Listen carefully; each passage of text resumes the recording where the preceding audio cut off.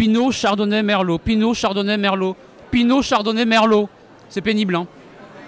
Eh bien, pendant que ces cépages dits internationaux ont envahi la planète vin, des vignerons et des vigneronnes ont trouvé du sens à se réintéresser à d'autres cépages dits anciens. Oui, alors moi je travaille la clairette et le Terré-Bourré. C'est des cépages qui sont languedociens et du coup qui sont adaptés au niveau culture à nos climats et qui vont exprimer justement beaucoup plus le terroir et qui vont nous amener ailleurs au niveau gustatif et olfactif.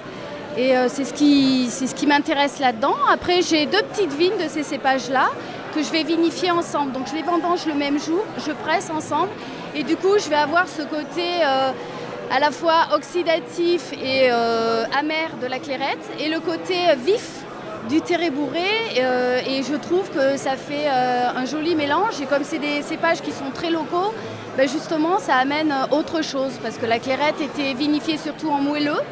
Et le Terré-Bourré était, je ne sais pas. Et donc j'ai eu la chance de récupérer ces vignes et d'explorer un petit peu. Je suis encore dans l'exploration de ces cépages. Et peut-être qu'un jour je ferai des monocépages justement pour que chacun puisse goûter l'expression de chaque cépage. La Carménère, c'est un vieux cépage bordelais qui avait disparu, quasiment disparu. Et on la retrouve quand même à quelques traces, autour de 20 hectares en Gironde. Et l'intérêt en fait de la Carménère, que j'ai réussi à retrouver à force de faire du vin avec, c'est son aptitude au vieillissement. Et ça, c'est un peu négligé, hélas, quand même pour les vins actuellement. Donc ça donne beaucoup de moelleux, un moelleux naturel. Et on n'a pas besoin de rajouter de la gomme arabique comme dans les vins conventionnels. On est vraiment sur le cépage qui apporte la naturalité au vin. Ça a beaucoup de couleurs, ça a du moelleux, c'est atypique, ça apporte de la complexité. Donc c'est du tout bénef. Le seul problème quand même de la Carménère, c'est que ça produit très très peu et c'est pour ça que ça a disparu. C'est souvent le cas des vieux cépages.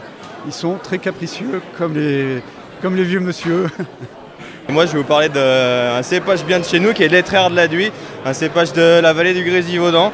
On est en Isère, on est sur un cépage rustique et bien autochtone de chez nous, oublié depuis quelques années et de plus en plus replanté par des petits vignerons locaux et travaillé par chez nous en assemblage avec un joli vin de soif de Gamay, de Syrah et d'Étreard de la Dhuy. Et voilà, je vous propose de le goûter du coup.